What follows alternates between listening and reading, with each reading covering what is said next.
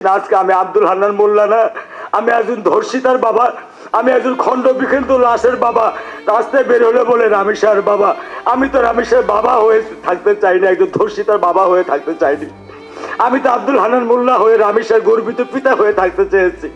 আপনারা আমাকে সেই নাম ফিরিয়ে দেন, আমাকে সেই নাম প্লিজ ফিরিয়ে দেন আপনারা আমাকে। আমি আপনাদের কাছে করজোরে আপনাদের কাছে মিনতি করি, আমাকে সেই রামেশকে ফিরিয়ে দেন। পারবেন?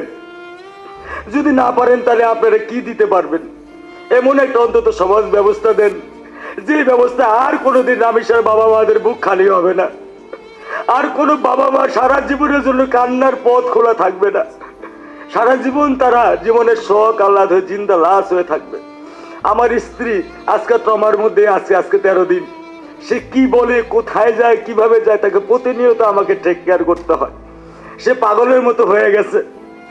আমি জানি না, আল্লাহ ভালো জানে সে সুস্থ হবে কিনা।